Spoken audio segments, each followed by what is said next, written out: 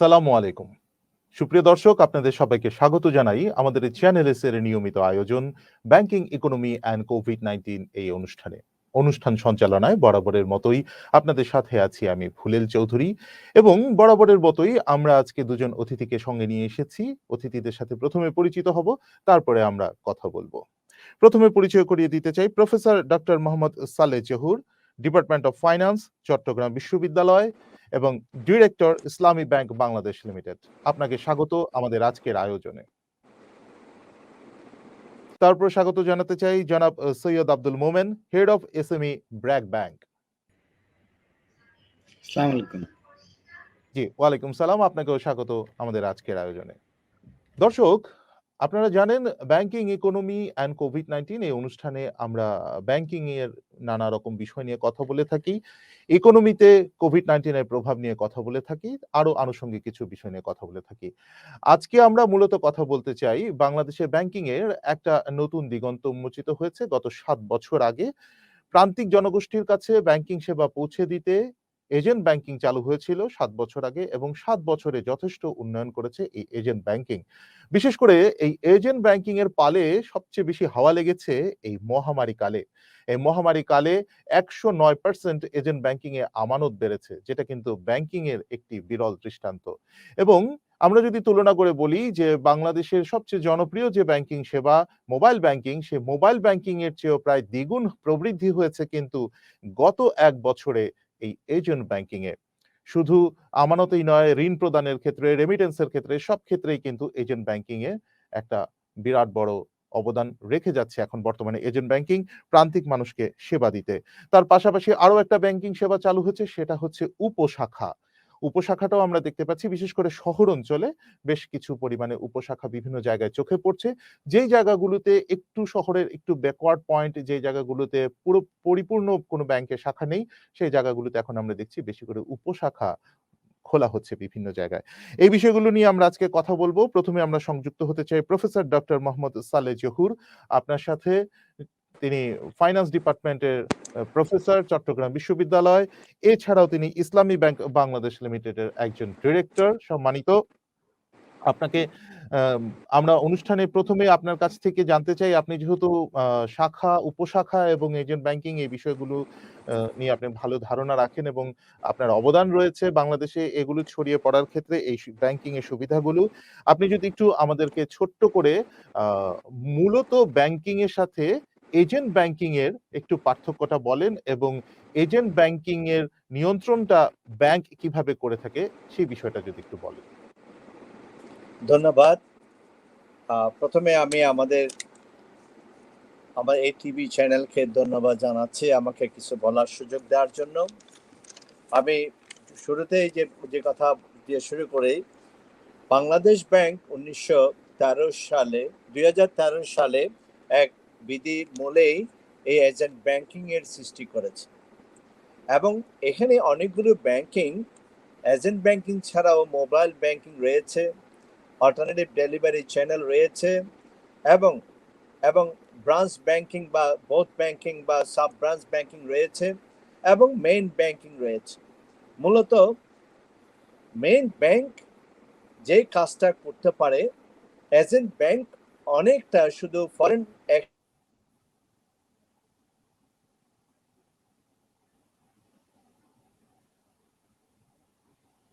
কিন্তু agent banking এর objective main banking এর অবজেক্টিভ একটু ডিফারেন্ট। অবজেক্টিভের মধ্যে যদি দেখি, এজেন্ট ব্যাংকিং গুলো এমন এরিয়াতে প্রতিষ্ঠা করা হচ্ছে যে এরিয়াতে ব্যাংকিং সেবা নেই, যে এরিয়াতে লোকজন ব্যাংকেবল না, যে এরিয়াতে লোকজন ফাইন্যান্সিয়াল সার্ভিস পাচ্ছে না, ওই সমস্ত এরিয়ার লোকজনকে ব্যাংকের আদলে বা ব্যাংকিং সেবা নেওয়ার জন্য বা তারা অর্থনীতির বিভিন্ন ফ্লোরে বা সেক্টরে বা প্রবাহে নিয়ে আসার জন্য এজেন্ট ব্যাংকিং এর মূলত সৃষ্টি। যদিও বা এজেন্ট ব্যাংকিং ফরেন ব্যাংকিং ছাড়া, ফরেন এক্সচেঞ্জ ব্যাংকিং ছাড়া সব ব্যাংকিং দিতে পারে, ডিপোজিট দিতে পারে, ইনভেস্টমেন্ট দিতে পারে এবং বিভিন্ন ধরনের স্কিমের সুযোগ সুবিধা দিতে পারে, তাছাড়া রেমিটেন্স রিসিভ করতে পারে, তাছাড়া ডিপোজিট রিসিভ করতে পারে এবং ব্যাংক যেভাবে যে হারে প্রফিট দিচ্ছে, একই হারে এজেন্ট ব্যাংকিং প্রফিট দিতে পারবে। এবং এজেন্ট ব্যাংকিং মূলত নিয়ন্ত্রিত হয় মেইন ব্রাঞ্চ এবং হেড অফিসে এজেন্ট ব্যাংকিং একটা দপ্তর আছে, তার মাধ্যমে নিয়ন্ত্রিত হয়। অর্থাৎ সবসময় এজেন্ট ব্যাংকে মানুষ টাকা পয়সা ডিপোজিট হিসাবে জমা রাখুক বা ওখান থেকে ইনভেস্টমেন্ট নিক বা যে কোনো সার্ভিস নিক, it is under the umbrella of the branch, main branch or of the general bank. সুতরাং মূলত এই দুটোর পার্থক্য এবং অবজেক্টিভের মধ্যে দুটোর মধ্যে পার্থক্য রয়েছে। এই হচ্ছে মূলত জেনারেল ব্যাংকিং এবং মেইন ব্যাংকিং এর মধ্যে মূলত পার্থক্য আছে। ব্রডলি এই পার্থক্যটুকু আমরা দেখতে পাই। এবং আমি যদি এই এজেন্ট ব্যাংকিং বর্তমান প্রেক্ষাপট যদি তুলে ধরি, তাহলে আমি একটা পরিসংখ্যান দিচ্ছি। December 19, December 20, March 21 agent banking, আপনি যথার্থই বলেছেন যে আমাদের কোভিড-19 যে আমাদের এজেন্ট ব্যাংকিং এ এক্সপ্লোর করেছে, এক্সপানশনে খুব গুরুত্বপূর্ণ সহায়তা করেছে।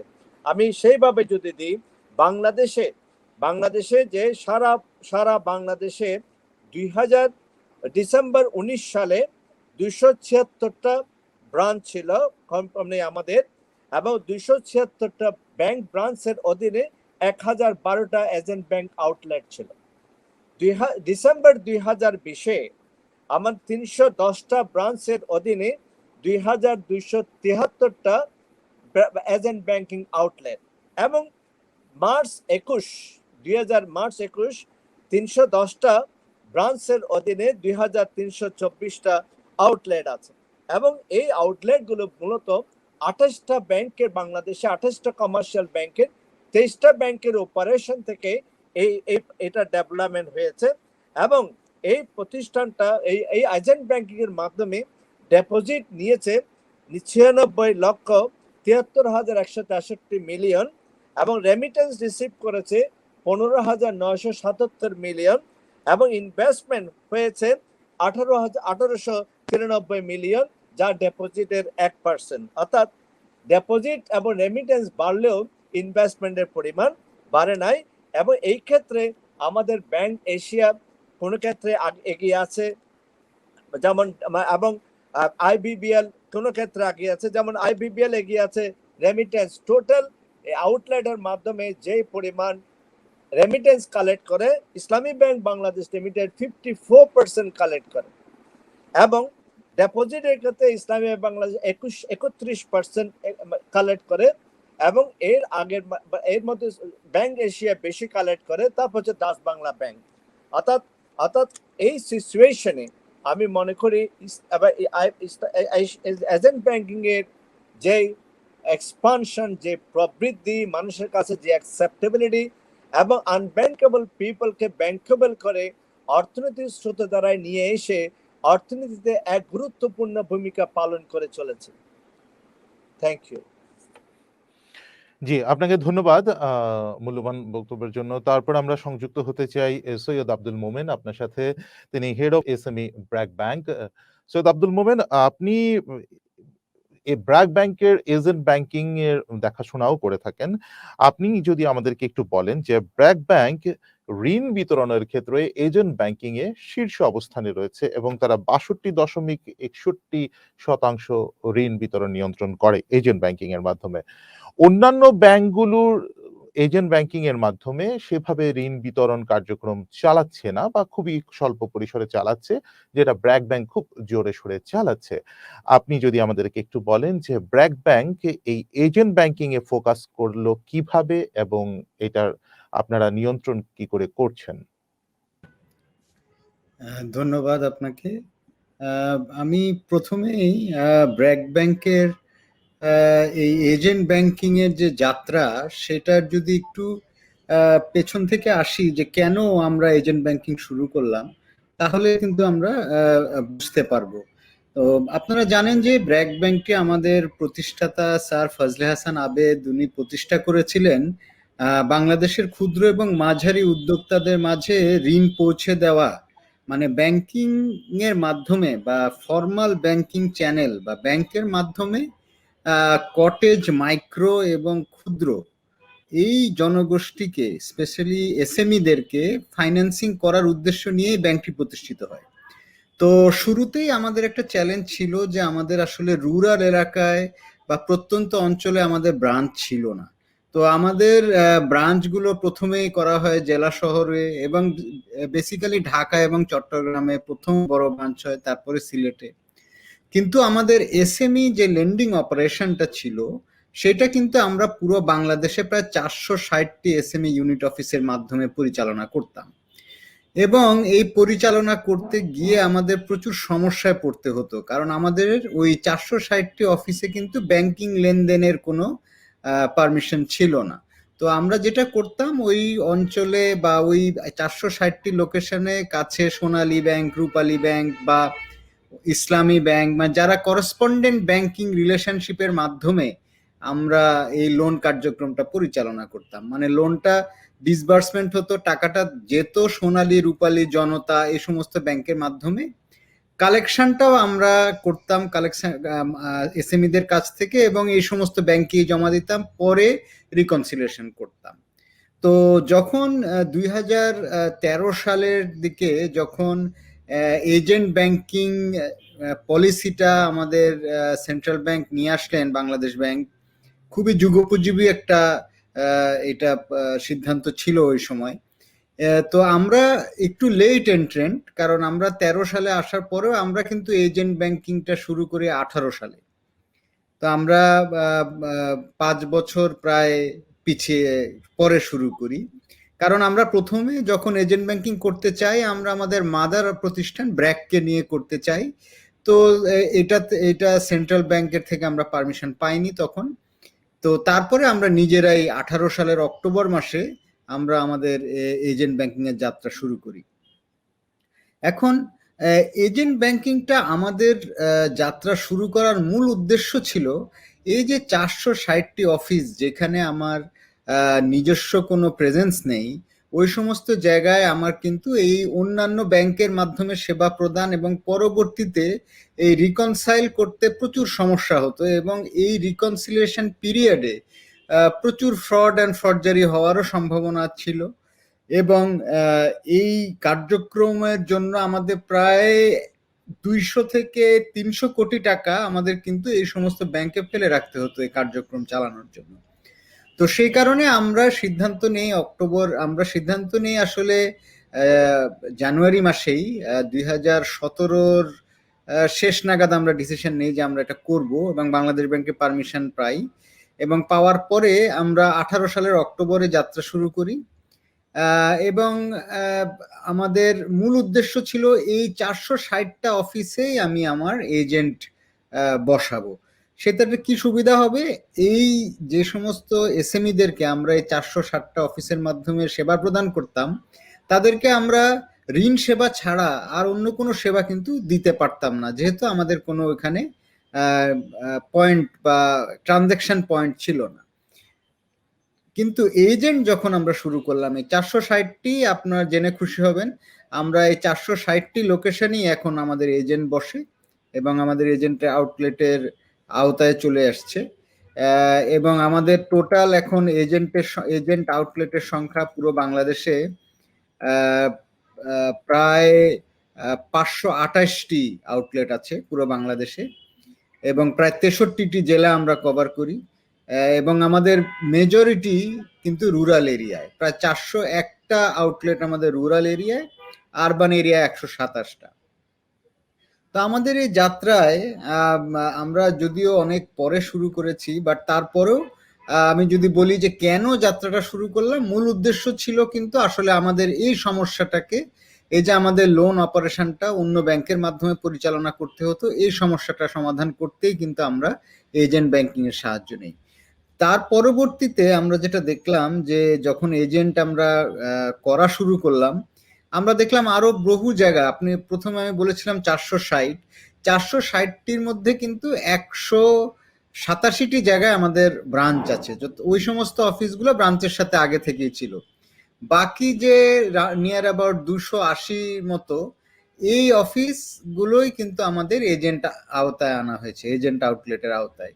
কিন্তু আপনি যদি নাম্বারটা দেখেন, আমরা কিন্তু এখন 528টি আউটলেট করেছি। সো আমাদের ওই সমস্যা সমাধান তো হয়েছেই, আমরা এখন আরো এসএমই বা আরো রুরাল জনগোষ্ঠীর কাছে যাতে ব্যাংকিং সেবাটা নিয়ে যেতে পারি, এজন্য আমরা এই এক্সপ্যানশন, এজেন্ট ব্যাংকিং আউটলেট এক্সপ্যানশনটা চালিয়ে দিচ্ছি। আমাদের জহুর স্যার যেটা বলছিলেন যে এজেন্ট ব্যাংকিং কিন্তু আসলে আহ, এর এর সার্ভিসগুলো এমনভাবে ডিজাইন করা, এটা কিন্তু ব্যাংকিং সেবার বাইরে থাকা জনগোষ্ঠীকে ব্যাংকিং এর আওতায় আনার জন্যই এর সার্ভিসগুলো ওভাবে ডিজাইন করা হয়েছে। এখন যদি আসি সাব ব্রাঞ্চ, আমরা কিন্তু এখন সাব ব্রাঞ্চেরও একটা নিড দেখতে পাচ্ছি। আমরা আপনি বলছিলেন যে আহ, বেশিরভাগ ব্যাংকগুলো সাব ব্রাঞ্চ করছে, আরবান এরিয়ায় একটু করছে, বাট সাব ব্রাঞ্চের কিন্তু রুরাল এবং ডিস্ট্রিক্ট এবং জেলা শহরগুলোতেও কিন্তু প্রয়োজন রয়েছে। কারণ আমরা যেটা দেখেছি এজেন্ট ব্যাংকিং এর ডিজাইনটা এরকম, সেটা কিন্তু বিজনেসম্যানদের যে ট্রানজ্যাকশনাল নিড সেটা কিন্তু সার্ভ করতে পারে না। সেটা যে কোনো রিটেল কাস্টমারদের যা নিড, যেমন অ্যাকাউন্ট খোলা, টাকা নিজে এসে টাকা জমা দেওয়া, নিজে এসে আউটলেটে এসে টাকা তোলা, এই সমস্ত সার্ভিসগুলো ওখান থেকে করা সম্ভব। কিন্তু বিজনেসম্যানদের যে ট্রানজ্যাকশনটা লাগে, তার লাগে চেকের ট্রানজ্যাকশন করা লাগে, তার প্রচুর টাকা ট্রান্সফার করা লাগে। তো এই সার্ভিসগুলোর জন্য কিন্তু এজেন্ট ব্যাংকিং তৈরি হয় নাই। তো এই সার্ভিসগুলো মানে কমপ্লিট ব্যাংকিং সেবা এসএমইদেরকে পৌঁছে দেওয়ার জন্য ওই অংশটাতে কিন্তু আমাদের প্রয়োজন, আমাদের সাব ব্রাঞ্চের প্রয়োজন। সো ওইখানে আমরাও চিন্তা করছি, আমরা সাব ব্রাঞ্চ শুরু করব খুব শীঘ্রই।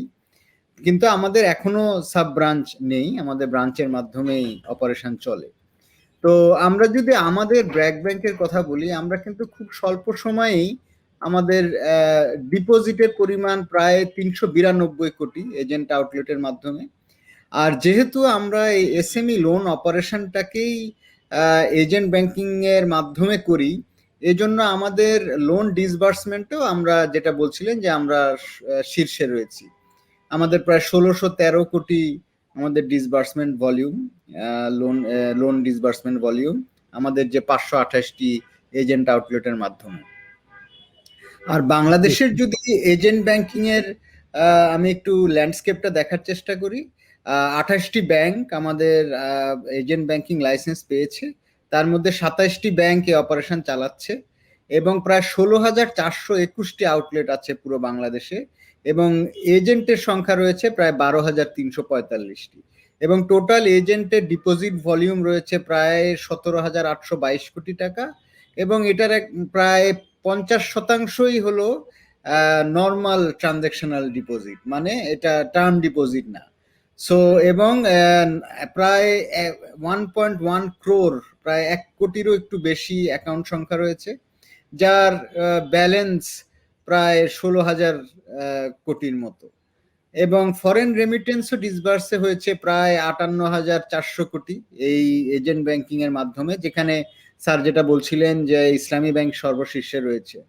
আর লোন ডিসবার্সমেন্টে প্রায় 2,500 কোটির উপরে লোন ডিসবার্সমেন্ট হয়েছে, এবং তারই সেখানে আবার লোন ডিসবার্সমেন্টে আমরা ব্র্যাক ব্যাংক শীর্ষে রয়েছি। তো মোটামুটি এই আমাদের ব্র্যাক ব্যাংকের এজেন্ট ব্যাংকিং এর যাত্রার শর্ট ডেসক্রিপশন। জি, আপনি বলছিলেন যে ব্র্যাক ব্যাংক 1600 কোটির মতো লোন ডিসবার্সমেন্ট করেছে, এবং আপনি তথ্য দিচ্ছিলেন একটু আগে যে 2,500 কোটি টাকা লোন এজেন্ট ব্যাংকিং এর মাধ্যমে বিতরণ করা হয়েছে। এই ফিগারটা দেখে আসলে কিন্তু আমরা বুঝতে পারি যে 2,500-এর মধ্যে 1600ই ব্র্যাক ব্যাংক করছে, আর বাকি 26টা ব্যাংক মিলে করছে বাকি 900। আরেকটা বিষয় ছিল আমাদের এই তথ্যের মধ্যে, সেটা হচ্ছে এজেন্ট সংখ্যা হচ্ছে 12,000 আর আউটলেট সংখ্যা হচ্ছে 16,000। তার মানে হচ্ছে একই এজেন্ট একাধিক আউটলেট মেনটেন করতে পারেন? জি জি, একজন এজেন্ট একাধিক আউটলেট মেনটেন করতে পারে। আমাদের যেটা হয় নর্মালি, আমরা যেটা দেখি বড় ডিস্ট্রিবিউটরশিপ ব্যবসা করেন যারা, যেমন রড সিমেন্ট বা মুদির ব্যবসা, এরকম এলাকার যারা বড় ব্যবসায়ী হয়ে থাকেন, তাদের কিন্তু তার যে কভারেজ এরিয়া সবখানেই তার প্রেজেন্স থাকে। তো এবং এরাই এজেন্ট হয় এবং হয়ে তারা আমাদের কাছে রিকোয়েস্ট করে যে আমি তার কভারেজ এলাকার ৫-৬টা এজেন্ট আমি একাই চালাতে চাই। তো সেই সুবিধা বাংলাদেশ ব্যাংক আমাদেরকে দিয়েছে, বাট প্রায়র আমাদের পারমিশন নিয়ে নিতে হয় বাংলাদেশ ব্যাংক থেকে। জি, অনেক ধন্যবাদ। আবার আমরা সংযুক্ত হতে চাই প্রফেসর ডক্টর মোহাম্মদ সালেহ জহুর আপনার সাথে। আপনার কাছ থেকে এ পর্যায়ে জানতে চাই যে এজেন্ট যখন নিয়োগ করা হয়, আমরা এজেন্ট ব্যাংকিং যতটুকু বুঝি যে ব্যাংকের যে যারা কর্মকর্তা বা কর্মচারী তারা কিন্তু সেখানে কাজ করেন না। অন্য ওই লোকাল এরিয়ার একজন এজেন্টকে এই ব্যাংকের পক্ষ থেকে ওখানে নিয়োগ করা হয়। সেখানে আমানত সংগ্রহ করার জন্য, রেমিটেন্স প্রদান করার জন্য অথবা যদি ঋণ বিতরণ করা হয়, সেই ঋণ বিতরণে সহযোগিতা করার জন্য। কথা হচ্ছে যে ব্যাংকের মতো একটা বিশ্বস্ত কার্যক্রমের এজেন্ট হতে হবে নিঃসন্দেহে একজন বিশ্বস্ত মানুষ। সে বিশ্বস্ত মানুষ নির্বাচন করার ক্ষেত্রে আপনারা কি, কি বিষয়গুলোকে পর্যালোচনা করেন? জি। আপনি আপনি যে কথা বলেছিলেন যে এজেন্ট ব্যাংকিং যখন আমরা সিলেকশন করি, আমরা সবাই জানি যে ব্যক্তির কারেন্ট অ্যাকাউন্ট আছে বা আলুয়াদি কারেন্ট অ্যাকাউন্ট আছে একটা ব্রাঞ্চে, ওই ব্রাঞ্চ ম্যানেজারের সাথে একটা রিলেশনশিপ আছে, তার প্রথম ক্রাইটেরিয়া হচ্ছে সে এজেন্ট ব্যাংকিং এর জন্য অ্যাপ্লাই করতে পারে। তবে ওই ব্রাঞ্চ যখন সমস্ত ডকুমেন্টগুলো দেয়, হেড অফিসে যখন আসে, তবে হেড অফিস যে বিষয়গুলো দেখে তার মধ্যে প্রথমেই দেখে তার যদি সিআইবি থাকে সিআইবি ক্লিয়ার কিনা, এবং তার ফ্যামিলি স্ট্যাটাস থাকে, তার এডুকেশন স্ট্যাটাস যেমন ডিগ্রি হতে হবে, তার 1 বছরের বিজনেসে এক্সপিরিয়েন্স তার থাকতে হবে, তার পারিবারিক সচ্ছলতা থাকতে হবে, তার তার সে তাকে তার আচরণ সিদ্ধ কিনা এবং সোসাইটির কাছে তার অ্যাকসেপ্টেবল কিনা, এবং চেয়ারম্যান এবং পুলিশ অ্যাডমিনিস্ট্রেশনের ক্লিয়ার তার পক্ষে তাকে সে একজন ভালো মানুষ কিনা, এই বিষয়গুলো দেখা হয়। এবং তার মধ্যে তার কোয়ালিফিকেশন, তার অভিজ্ঞতা, তার ব্যাংকের সাথে তার সম্পর্ক, ব্যাংকের সাথে তার লেনদেন এবং তার আর্থিক সচ্ছলতা, এই বিষয়গুলো দেখে একটি ব্যাংক একটা ব্যাংক সিদ্ধান্ত নেয় তাকে এজেন্ট ব্যাংক করা যাবে কি যাবে না, তাকে এজেন্ট ব্যাংকিং করার অনুমতি দেওয়া হবে কি হবে না। এই বিষয়গুলো ফিজিবিলিটি স্টাডি করে তারপর ব্যাংক মানে ওই ব্রাঞ্চের অনুমোদনটা বাংলাদেশ ব্যাংক থেকে নিয়ে থাকে। অর্থাৎ অর্থাৎ অর্থাৎ ব্রাঞ্চ অথবা জেনারেল ব্যাংকিং যেই সেবা দিবে, যে মান অক্ষুণ্ণ রাখে, ওই ব্যক্তি সেই মান অক্ষুণ্ণ রাখতে পারবে কিনা। কারণ এজেন্ট ব্যাংকার, যিনি এজেন্ট ব্যাংকের দায়িত্ব থাকবেন, ওনার মান মর্যাদার উপরে, ওনার ব্যবসায়ের উপরে, ওনার ব্যবহারের উপরে, ওনার ব্যাংকিং ডিলিং এর উপরে, ওনার প্রপোজাল সাবমিশনের উপরে, ওনার অ্যাকসেপ্টেবিলিটির উপরে, ওনার সামাজিক এবং ব্যবসায়িক কর্মকাণ্ডের সাথে একটা ব্যাংকের পুরোপুরিভাবে তার মান মর্যাদা, তার কোয়ালিটি সমস্ত কিছু এখানে জড়িত এবং সম্পর্কিত। এই জন্য প্রতিটা ব্যাংক এজেন্ট নিয়োগ করার সময় তার ফিজিবিলিটি সহ, কস্ট বেনিফিট অ্যানালাইসিস সহ, তার চারিত্রিক, তার এডুকেশন, তার অ্যাকসেপ্টেবিলিটি, সিএবি ক্লিয়ার কিনা, এই সমস্ত বিষয়গুলো দেখে ব্যাংক যদি মনে করে যে আমার মানের সাথে সে মান রাখতে পারবে, আমাদের যে কর্মকাণ্ড সে আমাদের পক্ষে সে কর্মকাণ্ড করতে পারবে এবং তার কোনো কর্মকাণ্ডের মাধ্যমে আমাদের ব্যাংকের কোনোভাবে ব্যবসায়িক কোনো ক্ষতিগ্রস্ত হবে না, এই বিষয়গুলো দেখে অ্যাপ্রাইজাল সাপেক্ষে তাকে বাংলাদেশ ব্যাংকের অনুমোদন সহ এজেন্ট ব্যাংকিং এর দায়িত্ব দেওয়া হয় এবং তার সাথে কন্ট্রাক্ট করা হয়। কন্ট্রাক্ট করে সে এজেন্ট ব্যাংকিং চালু করে। শুধু তাই নয়, প্রতিটা ব্যাংকের যে ব্রাঞ্চের অধীনে উনি দায়িত্বপ্রাপ্ত আছেন, ওনাকে সবসময় কন্ট্রোলে রাখা হয়, ওনার রিপোর্টিং করা হয়। আপনারা জানেন তার প্রত্যেকটা অপারেশন ওই যে ব্রাঞ্চের অধীনে আছে সে ব্রাঞ্চের হয়ে থাকে এবং তার গোটা কন্ট্রোলিং ব্রাঞ্চ। তো সুতরাং একটা এজেন্ট ব্যাংকিং এ ওই লোকটাকে দেওয়া হয় যাতে করে লোকজন কনফিডেন্স পায় যে এই ব্যাংক করা, এই এজেন্ট ব্যাংকিং এর সার্ভিস দেওয়া বা নেওয়ার অর্থ হচ্ছে কি আমি মূল ব্যাংকের সাথে করা। সুতরাং এই বিশ্বাস যাতে থাকে, ব্যাংকের সাথে যাতে সম্পৃক্ত থাকে, ব্যাংকের সুনাম বৃদ্ধি পায়, ব্যাংকের ব্যবসা বৃদ্ধি পায় এবং অর্থনৈতিক স্রোত দ্বারাই লোকজনকে নিয়ে আসতে পারে, এই বিষয়গুলো বিবেচনা করে ব্যাংক একজন এজেন্ট ব্যাংক নিয়োগ করে থাকে, এবং এটা বাংলাদেশ ব্যাংক এই বিষয়গুলো অত্যন্ত গুরুত্বের সাথে দেখে থাকে। জি। আরো একটি প্রশ্ন ছিল যে এজেন্ট ব্যাংকিং এ যারা আমানত রাখছেন অথবা যারা ঋণ নিচ্ছেন এজেন্ট ব্যাংকিং এর মাধ্যমে, সেখানে আ আমানতের উপরে মুনাফার হার রয়েছে কি? থাকলে সেটা কি সাধারণ ব্যাংকের যে নির্দিষ্ট মুনাফার হার রয়েছে সেই রকমই নাকি কোনো ভিন্নতা রয়েছে? এবং এবং এটা এটা হচ্ছে একটা গুরুত্বপূর্ণ একটা প্রশ্ন আপনি করেছেন। এই যে ইন্টারেস্ট রেট বা প্রফিট রেট ক্যাপিং এর কারণে এটা একটা বিরাট একটা চ্যালেঞ্জ হয়ে দাঁড়িয়েছে। এবং প্রথমেই আপনার উত্তরটা আসার আগে আমি এই বিষয়টা একটু সময় নিচ্ছি। এই কারণে সময় নিচ্ছি, আমার মোমেন ভাই যে কথাটা বলেছেন, এসএমই, এমএসএমই, ওনাদেরকে যখন এজেন্ট ব্যাংক যখন ইনভেস্টমেন্ট বা লোন দেয়, এবং ওনার যেহেতু কোলাটারালের ক্ষেত্রে পুয়ার, ওনার ফাইন্যান্সিয়াল ফ্লোর ক্ষেত্রে পুয়ার এবং অপারেটিং রিস্ক এবং ফাইন্যান্সিয়াল রিস্ক থাকে, এবং ওই লোকের ব্যবসা যেহেতু একটা লিমিটেড কোম্পানি না হইয়া এটা মানে এটা পার্টনারশিপে হইতে পারে, এটা সোল ট্রেডারশিপে হইতে পারে, ফলে গিয়ে অনেকগুলো রিস্ক এখানে জড়িত। সুতরাং 9% প্রফিট বা ইন্টারেস্ট চার্জ করা ওই ব্যাংকের পক্ষে আসলে অনেক বেশি কষ্টদায়ক, কারণ তার রিস্ক অনুসারে, তার কস্ট অফ ফান্ডিং অনুসারে তার প্রফিট নির্ধারণ হয় না। সুতরাং এজেন্ট ব্যাংকিং এর ক্ষেত্রে এমএসএমই কে যে ইনভেস্টমেন্ট করায় শুধু ইন্টারেস্টের কারণে এটা একটা বিরাট একটা ইস্যু হয়ে দাঁড়িয়েছে। মুম্বাই নিশ্চয়ই একজন ব্যাংকার হিসাবে অবশ্যই এটা আলোচনা করবেন। এবার আসি আমি আমার ডিপোজিট, 6% ডিপোজিট, আসলে কিন্তু 6% বলেছে। আপনারা যখন ব্যাংকের প্রতিটা প্রোডাক্ট দেখবেন, 2.5% ডিপোজিটের উপরে ইন্টারেস্ট আছে, 3% আছে, এবং 5% আছে, 6% আছে, এবং কোনো কোনো ক্ষেত্রে 7.5% আছে। এবং সকল প্রকারের ডিপোজিট, প্রতিটা ব্যাংক তার একটা interest rate on deposit, profit rate, interest on deposit কি করে থাকে, এটা তারা ফিক্স আপ করে থাকে, এবং বোর্ড বা ইসি বা ম্যানেজমেন্ট কমিটি কর্তৃক এটা অনুমোদন হয়ে থাকে, এবং সেটা ব্রেন ব্যাংক বলি, ব্রাঞ্চ ব্যাংক বলি, এজেন্ট ব্যাংক বলি, সবার জন্য একই প্রফিট রেট, একই ইন্টারেস্ট রেট প্রযোজ্য।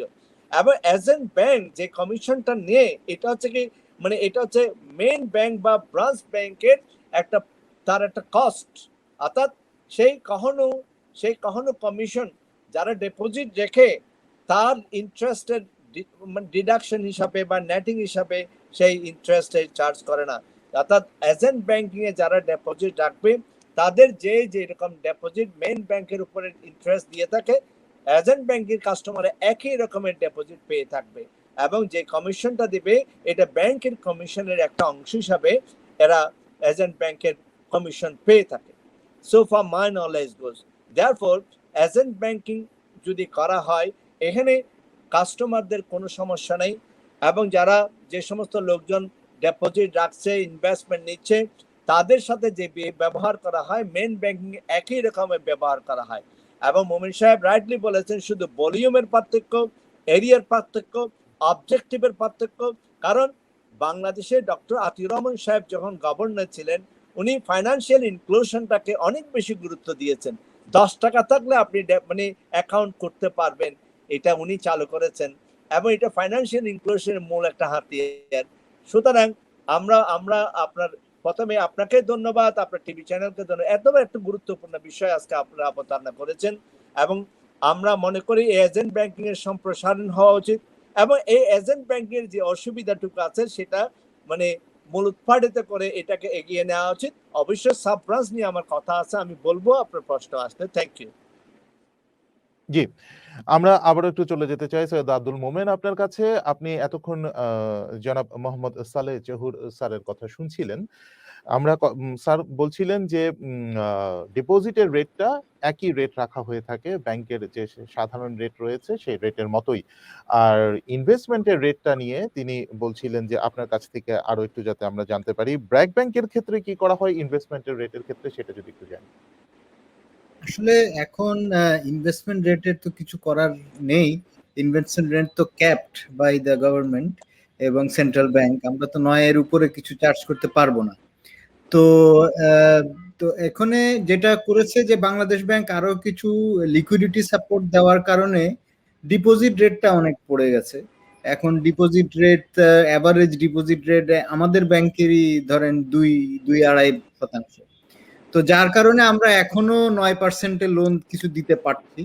কিন্তু আসলেই যথার্থ বলেছেন আমাদের স্যার, জহুর স্যার, যে 9% ইন্টারেস্ট রেটে আসলে ক্ষুদ্র কটেজ, মাইক্রো এবং ক্ষুদ্র এদেরকে লোন দেওয়া আসলে মানে আমাদের জন্য কষ্টকর, এবং এখানে আসলে কোনো ইনসেনটিভও নাই।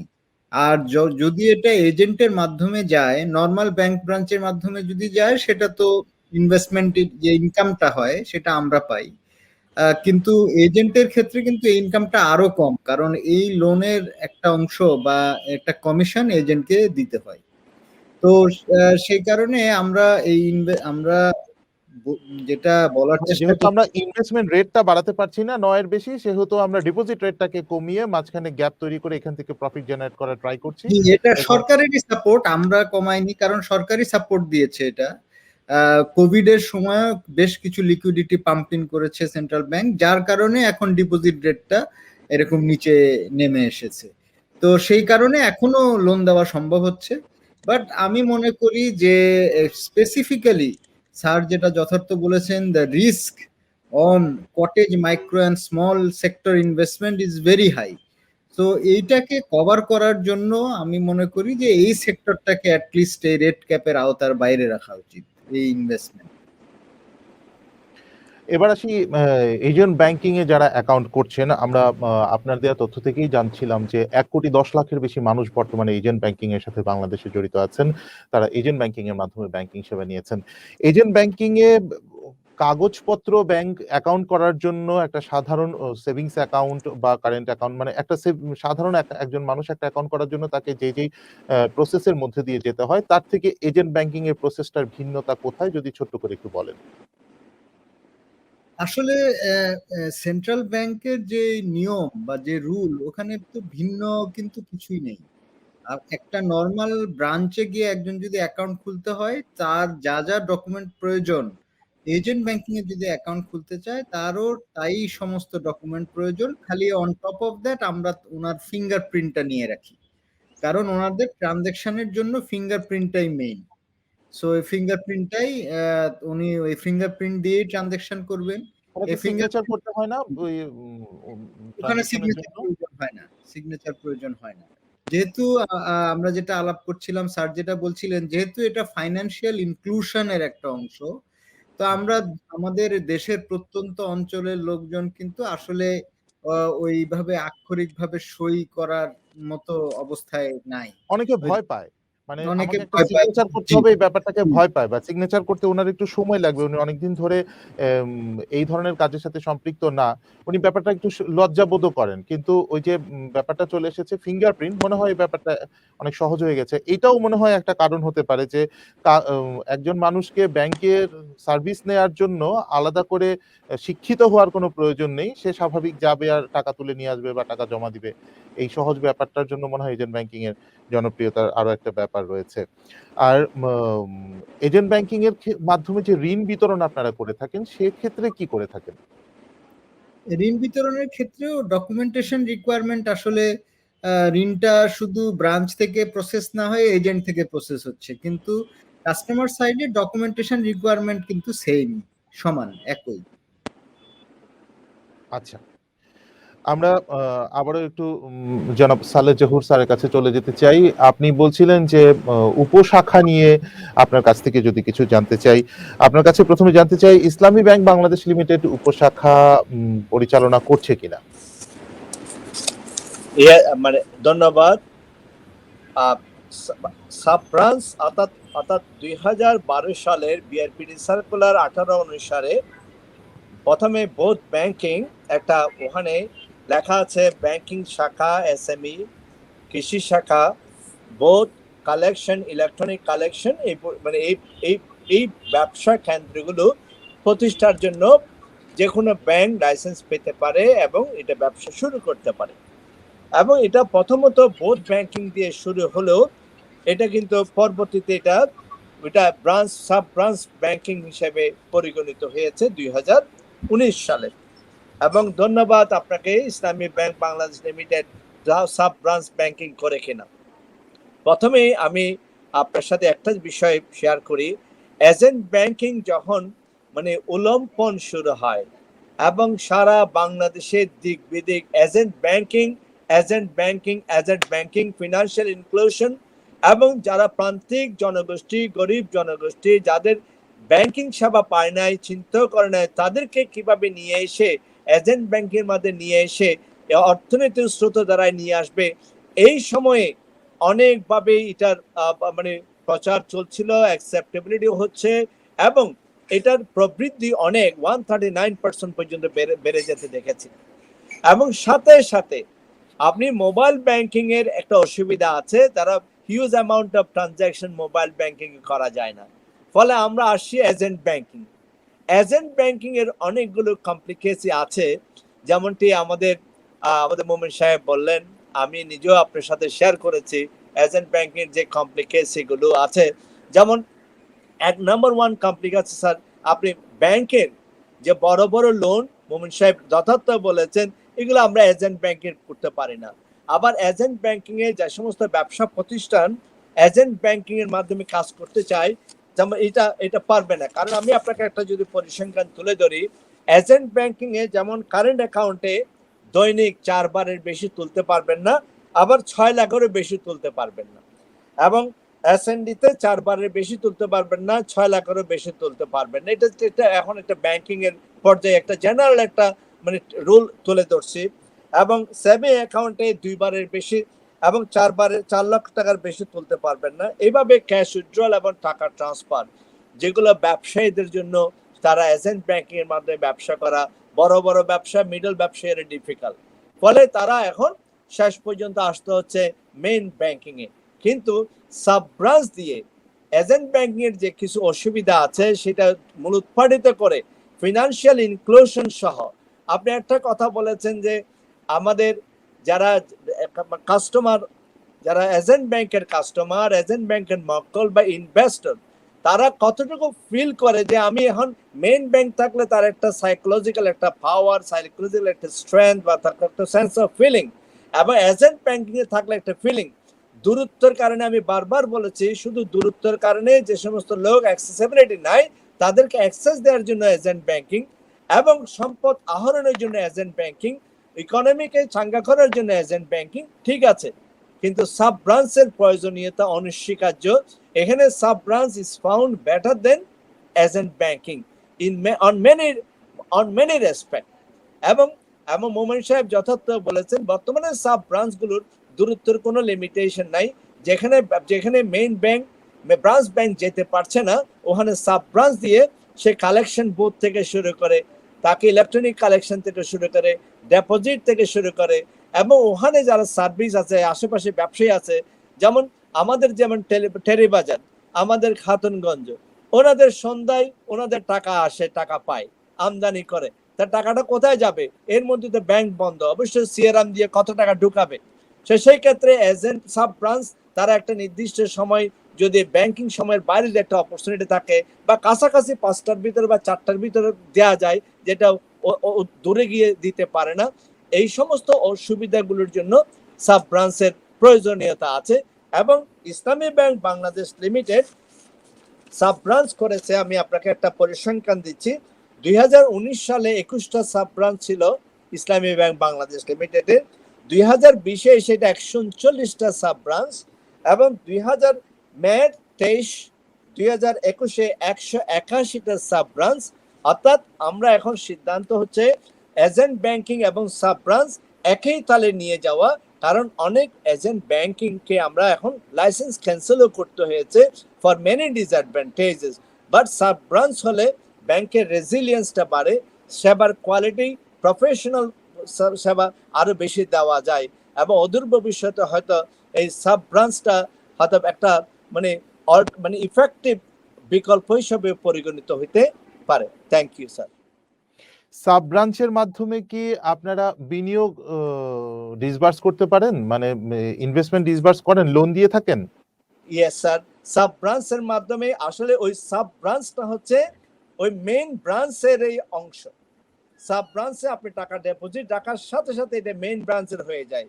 সাব ব্রাঞ্চ যে লোন দেবে এটা মেইন ব্রাঞ্চের দেয়, যদিও বা সাব ব্রাঞ্চে মিনিমাম 2 জন লোক সাব ব্রাঞ্চে থাকতে হবে, বাংলাদেশ ব্যাংকের বিধান আছে। কিন্তু ইসলামী ব্যাংকের সাব ব্রাঞ্চগুলোতে আমরা প্রায় বলা যায় এখানে 6 থেকে 8 জন মতো আমরা অ্যাপয়েন্টমেন্ট দিয়ে থাকি, এবং সাব ব্রাঞ্চের কস্ট মেইন ব্রাঞ্চের কস্টের চেয়ে প্রপোর্শনেটলি অনেক বেশি কম। আমি সাব ব্রাঞ্চের ভলিউম অফ ট্রানজ্যাকশন, ডিপোজিট বলেন, ইনভেস্টমেন্ট বলেন, এবং অন্যান্য সার্ভিস যে সমস্ত মানে বলেন, এগুলো যেগুলো সাব ব্রাঞ্চে করে থাকে, খুব অল্প লোক অধিক বেশি কাজ করার কারণে মার্জিনাল কস্ট কমে যায়, ভেরিয়েবল কস্ট কমে যায়। ফলে অ্যাজ ব্যাংকের যে কস্ট রিডাকশন যে প্রোগ্রাম বর্তমানে নিয়েছে সকল ব্যাংক, বিশেষ করে ইন্টারেস্ট রেট ক্যাপিং এর কারণে যে তারা যে প্রবলেমে পড়েছে এবং ভবিষ্যতে আরো প্রবলেম ওয়াইট করছে ব্যাংকিং এর জন্য, সুতরাং সেই ক্ষেত্রে sub branch is performing very good under this COVID-19 situation, এবং সকল ব্যাংকিং কিন্তু সাব ব্রাঞ্চের মাধ্যমে করে, কারণ sub branch is performing on behalf of its controlling branch. তো সুতরাং সকল কিছু দেওয়া যাবে, এবং ওখানে যেহেতু প্রফেশনাল সার্ভিস আছে, দিতে কোনো অসুবিধা নেই যদি কাস্টমার নিতে চায়। ধন্যবাদ। জি, আপনাকেও ধন্যবাদ, এবং ধন্যবাদ সৈয়দ আব্দুল মোমেন। আপনাকেও, সুপ্রিয় দর্শক, আপনাদেরকেও ধন্যবাদ এতক্ষণ আমাদের সঙ্গে থাকার জন্য। আমরা এজেন্ট ব্যাংকিং এবং উপশাখা ব্যাংকের এই দুটা সেবা নিয়ে আমরা কথা বলেছি। বাংলাদেশে গত 7 বছর আগে থেকে শুরু করে এজেন্ট ব্যাংকিং সম্প্রসারিত হয়েছে, এবং গত 3 বছর যাবত আমরা দেখতে পেয়েছি উপশাখা বা সাব ব্রাঞ্চ এই অংশটুকু সম্প্রসারিত হচ্ছে। যেমনটি একটু আগেই তথ্য দিলেন যে শুধুমাত্র ইসলামী ব্যাংক বাংলাদেশে কিন্তু গত 3 বছরে তারা 180-র উপরে সাব ব্রাঞ্চ ওপেন করেছে। এই সুবিধাগুলো হচ্ছে মানুষের দোরগোড়ায় ব্যাংকিং সুবিধা পৌঁছে দেওয়া। এজেন্ট ব্যাংকিং এর মাধ্যমে যেহেতু সরাসরি ব্যাংক অফিসার কাজ করে না, ব্যাংক একজন এজেন্টকে নিয়োগ করেন, সেক্ষেত্রে দেখা যায় সেই এজেন্টের নৈতিকতা নিয়েও কখনো কখনো সমস্যার মধ্যে পড়তে হয়, এবং ব্যাংক তার এজেন্টশিপ ক্যান্সেলও করতে হয়েছে। এবং এজেন্ট ব্যাংকিং এর কিছু লিমিটেশন আছে, সেই লিমিটেশনকে দূর করে সম্পূর্ণ আধুনিক ব্যাংকিং সেবা নিয়ে উপশাখাগুলো খোলা হচ্ছে সেই জায়গাগুলোতে, যেই জায়গাগুলোতে ব্যাংকিং সেবা মানুষের হাতের নাগালে নেই, এবং মানুষ যাতে খুব সহজেই আধুনিক ব্যাংকিং সেবা পেয়ে যায়। বাংলাদেশের এখন যে ব্যাংকগুলো আছে সবগুলো ব্যাংকই কাজ করছে, এবং কেউ পরিকল্পনা পর্যায়ে রয়েছে যে উপশাখা নিয়ে কাজ করে ব্যাংকের পরিধি বাড়ানো। এবং আপনারা নিঃসন্দেহে নির্দ্বিধায়, আমাদের যারা দর্শক আছেন, আপনারা যদি আপনার বাড়ির পাশে কোনো উপশাখা পেয়ে থাকেন, আপনি সেখানে গিয়ে সম্পূর্ণ একটি আধুনিক ব্যাংকিং সেবা সেখান থেকে নিতে পারবেন একেবারে নিঃসন্দেহে। ব্যাংকের যে সকল অনলাইন সার্ভিস বা অন্যান্য সেবা রয়েছে সেগুলোও নিতে পারবেন। আপনাদের সবাইকে ধন্যবাদ আমাদের আজকের অনুষ্ঠান উপভোগ করার জন্য, এবং সবশেষে প্রতি অনুষ্ঠানেই যেটা বলে থাকি যে আমরা নিজেরা যদি স্বাস্থ্যবিধি মেনে চলি, আমি নিজে যদি সুস্থ থাকি, নিশ্চয়ই আমার পরিবার সুস্থ থাকবেন। আমাদের পরিবারে যারা বয়োজ্যেষ্ঠ আছেন তাদের জন্য যাতে আমরা হুমকি না হয়ে যাই। সবাই ভালো থাকুন, সুস্থ থাকুন, এবং চ্যানেল এস এর সাথেই থাকুন।